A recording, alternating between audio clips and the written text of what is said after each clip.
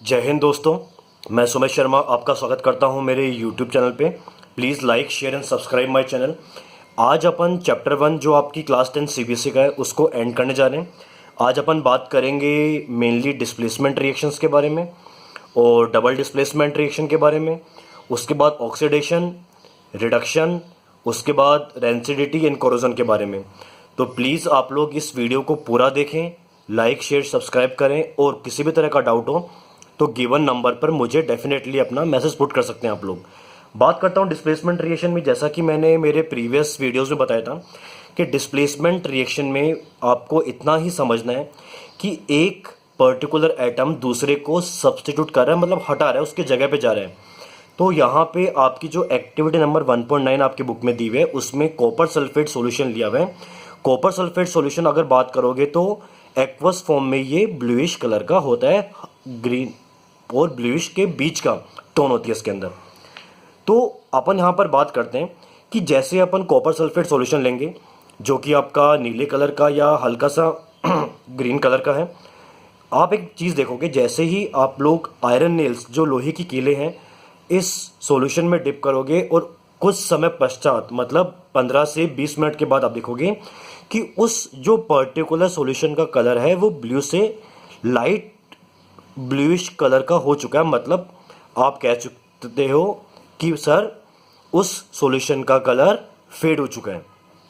ऐसा क्यों हुआ? क्योंकि आयरन ने कॉपर को किया डिस्प्लेस। देखिए आयरन नेल्स थी, उसने क्या किया, कॉपर को डिस्प्लेस किया, कॉपर को उसकी जगह से रिमूव किया और खुद जाके उसकी जगह पर बैठ गई और कॉपर के एटम्स को फ्री कर दिया। जिससे क्या हुआ, एक तो कलर हो गया फेड, ब्लूइश से लाइट ब्लूइश कलर का हो गया, कलर फेड हो गया। दूसरी बात क्या है, हमें कॉपर जो मेटल है वो सॉलिड फॉर्म में मिल जाता है। तो इसे कहते हैं displacement reaction. Colour of iron nail, जैसे आपने देखा था कि हल्की ग्रे कलर की नेल्स होती है आयरन की, अब उसका कलर हो गया ब्राउनिश। ओके। और अगर सॉल्यूशन की बात करूं तो ये ब्लू से हो गया है फेड, मतलब कलर फेड हो चुका है, इतना शार्प ब्लू नहीं रहा है। तो ये एग्जांपल किसका है, डिस्प्लेसमेंट रिएक्शन का। अगर आपकी बुक चेक करोगे तो आपको कुछ और एग्जांपल मिलेंगे। बात कर लेते हैं जिंक की कॉपर सल्फेट सॉल्यूशन में। अगर जिंक मेटल को आप कॉपर सल्फेट में डिप करोगे आपको सेम वही ZnSO4 जिंक सल्फेट प्लस आपको कॉपर एज ए मेटल मिल जाएगी, ये भी एक्वस मिलेगा आपको। लेड की बात करता हूँ जिसका सिंबल Pb होता है। अगर इसको आप कॉपर क्लोराइड में डिप करोगे तो आपको क्या मिलेगा, PbCl2। क्या मिलेगा, PbCl2 एक्वस, और वापस से आपको कॉपर जो है as a metal solid form में मिल जाएगा। तो यहाँ पर देखिए सिंगल एटम दूसरे को डिस्प्लेस करने का काम कर रहा है, इसको बोलते हैं डिस्प्लेसमेंट रिएक्शन। आगे बात करता हूँ मैं डबल डिस्प्लेसमेंट रिएक्शन की। देखिए डबल डिस्प्लेसमेंट रिएक्शन की खास बात क्या है, इसमें दो तरह के आयन का एक्सचेंज होता है।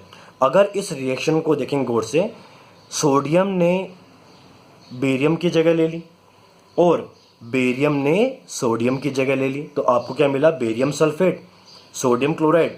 तो इसमें आयंस का ट्रांसफर क्या हो रहा है, आयंस का ट्रांसफर हो रहा है एक कंपाउंड से दूसरे कंपाउंड की ओर।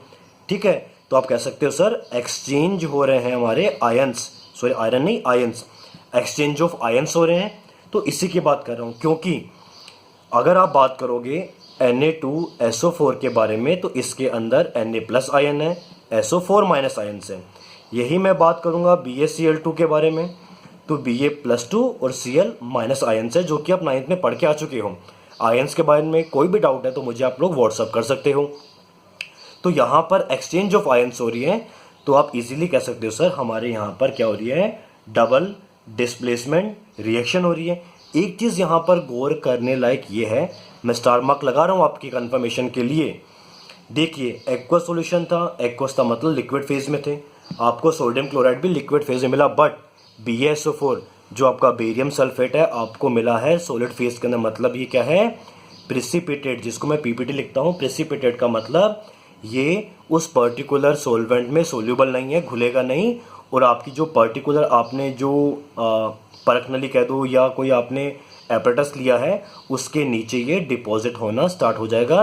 तो आपको ये चीज़ नहीं भूलनी है कि आपने स्टार्टिंग में दोनों एज ए सॉल्यूशन की फेज मिली है, आपको आउटपुट में प्रेसिपिटेट मिला, तो आप इसको प्रेसिपिटेट रिएक्शन भी कह सकते हो। क्या कह सकते हो? Precipitate reaction. अगर आपसे एग्जाम में पूछे कि write down one example of precipitate reaction का, तो आप इजीली इसको एज ए प्रेसिपिटेट रिएक्शन के अंदर लिख के आ सकते हो। आगे चलते हैं, नेक्स्ट पोर्शन की बात करता हूं मैं आपके सामने। नेक्स्ट पोर्शन जो है अपना, वो है ऑक्सीडेशन और रिडक्शन के बारे में। बहुत ही इजी पोर्शन है, देखिए कैसे काम करेगा। ऑक्सीडेशन और रिडक्शन की बात करता हूं। अपन ने एक्टिविटी नंबर 1.11 की बात करते हैं। इसने क्या किया, कॉपर मेटल ली और उसको हीटअप किया। जब भी आप हीट करोगे तो एनवायरनमेंट में प्रेजेंट ऑक्सीजन से आपकी मेटल रिएक्ट करेगी और उसका ऑक्साइड बनेगा। मतलब ये कॉपर का ऑक्साइड की फॉर्मेशन हो गई। कॉपर आपने घरों में वायर में देखा होगा, घर में यूज होता है, वायरिंग में रेडिश ब्राउन कलर का होता है। बट आपको यहाँ मिलेगा कि सर कॉपर का कलर चेंज हो चुका है, रेडिश ब्राउन से क्या हो चुका है, ब्लैक कलर का हो चुका है। तो यहाँ पर हुआ क्या बेटा, ये देखो, ऑक्सीजन एटम की एडिशन हो गई कॉपर के साथ, तो इसको बोलते हैं कॉपर ऑक्साइड। आ रही बात समझ में आपको? कॉपर ऑक्साइड फॉर्मेशन हुआ, ब्लैक कलर का कंपाउंड बना आपका। जो आपकी मेटल थी वो रेडिश ब्राउन कलर की थी।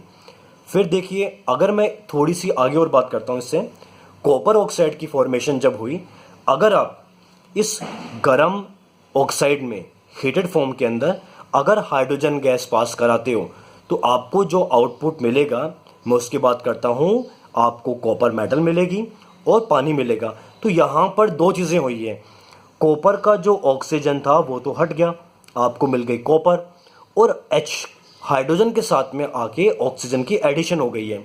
तो यहाँ पर देखिए, ऑक्सीजन का रिमूव होना हुआ, ऑक्सीजन का हटना हुआ। तो आप इजीली कह सकते हो सर मेरी कॉपर ऑक्साइड का क्या हो गया, रिडक्शन। ठीक है, और H के साथ में ऑक्सीजन का जुड़ना हुआ, तो आप इजीली कह सकते हो सर मेरा हाइड्रोजन गैस क्या हो गई, ऑक्सीडाइज हो गई।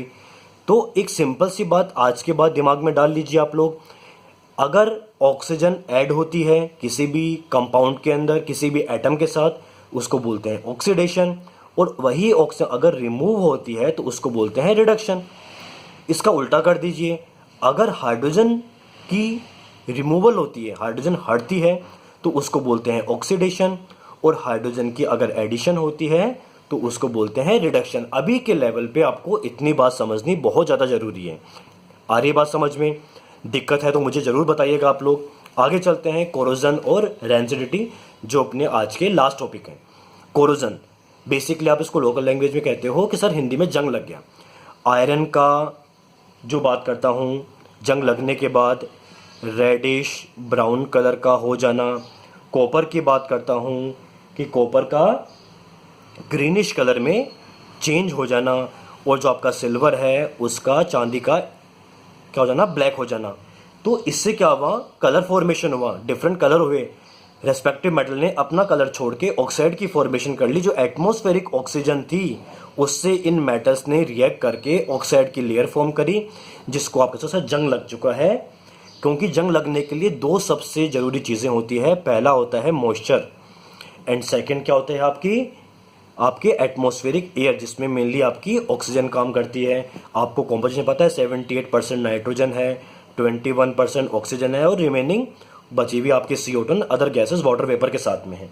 तो ये सारी चीज़ें, ये मेटल्स जब भी एटमॉस्फेरिक एयर से रिएक्ट करती है तो अपने ऊपर ऑक्साइड्स की लेयर फॉर्म करती है, जिसको आप बोलते हैं सर कोरोजन हो गया है, और हमारी मेटल धीरे धीरे खराब हो रही है, हमको इनको प्रिवेंट करना चाहिए। अपन मेटल्स और नॉन मेटल चैप्टर नंबर 3 में आगे और बात करेंगे इन चीज़ों के बारे में। आगे देखिए, रेंसिडिटी कुल मिला के चीज़ों का सड़ना होता है।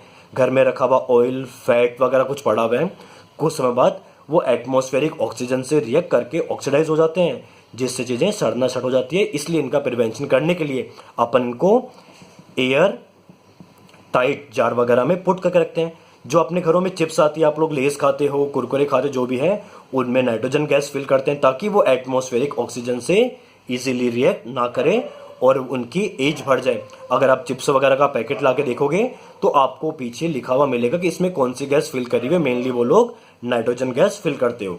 तो ये कोरोजन रेंसिडिटी के बारे में था, डिस्प्लेसमेंट डबल डिस्प्लेसमेंट के बारे में था, और बेसिकली ऑक्सीडेशन और रिडक्शन के बारे में था। अगर आपको किसी भी तरह का कोई भी डाउट है तो ज़रूर मुझे बताइए, और अगर आपको मेरा वीडियो पसंद आए तो इसको लाइक, ज़रूर करें, शेयर करें अपने दोस्तों के साथ और मेरे चैनल को सब्सक्राइब ज़रूर करें। Thank you very much. जय हिंद, जय भारत।